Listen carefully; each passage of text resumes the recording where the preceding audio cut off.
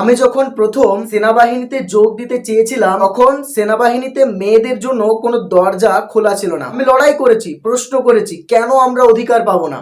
শেষ পর্যন্ত আমি সেই অধিকার নিতে পেরেছি। মেজর প্রিয়া ঝিংখান ভারতীয় সশস্ত্র বাহিনীর ইতিহাসে এক অগ্রণী ব্যক্তিত্বের ভূমিকা পালন করেছে। ছোটবেলা থেকেই তার স্বপ্ন ছিল ভারতীয় সেনাবাহিনীতে কাজ করা, নিজেকে জাতির সেবায় উৎসর্গ করা। কিন্তু তার স্বপ্ন পূরণের যাত্রাটা এত সহজ ছিল না। 1992 সালের সেই সময়ে কোনো ভারতীয় মহিলাই সশস্ত্র বাহিনীতে যোগদান করতে পারত না, কেবলমাত্র নার্সিং এবং ডক্টর পদ ছাড়া। কিন্তু প্রিয়া জিঙ্গাম কিন্তু থেমে থাকেনি।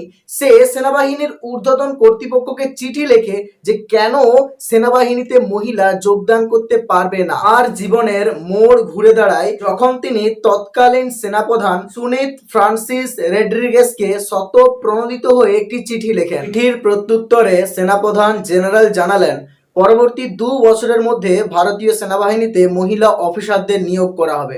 নিজের সংকল্পে অটুট থেকে কর্মজীবনের সমস্ত পরিকল্পনাকে দূরে সরিয়ে রেখে অপেক্ষা করে রইলেন মেজর প্রিয়া ঝিংখান। 1992 সালে একটি সংবাদপত্রের বিজ্ঞাপনে মহিলা ক্যাডেটদের জন্য অফিসার্স ট্রেনিং এর একাডেমি খোলার ঘোষণা করা হয়। মেজর ঝিংখান দ্রুত আবেদন করেন এবং উদ্বোধনী ব্যাচে প্রথম স্থান হিসেবে নিজের জায়গাটা নিশ্চিত করেন তিনি। 1992 সালের 21শে সেপ্টেম্বর তিনি আরো 24 জন মহিলার সাথে প্রথম মহিলা হিসেবে তিনি নাম লেখান। স্বপ্ন পূরণের ইচ্ছাটা যদি মন থেকে আসে তুমি কখনোই হেরে যাবে না। মেজর প্রিয়া ঝিংখানের জীবনী থেকে আমরা এটাই জানছি, বাধা আসতে পারে, বিপত্তি আসতে পারে, কিন্তু তিনি তো কখনোই থেমে যাননি। নিজের স্বপ্ন পূরণের জন্য সবটুকু দিয়ে তিনি চেষ্টা করেছেন। তবেই তিনি আজ ভারতবর্ষের একজন সব থেকে স্বনামধন্য নারী হিসেবে নিজের জায়গাটা স্থির করতে পেরেছেন। তবে নারী হিসেবেই তার যাত্রাটা কিন্তু সহজ ছিল না। মনে রাখবে, স্বপ্ন পূরণের পথে বাধা অনেক আসবে, কিন্তু সেই বাধাকে অতিক্রম করে জীবনের সামনের দিকে যারা এগিয়ে যায় তারাই ইতিহাসে নিজের জায়গাটা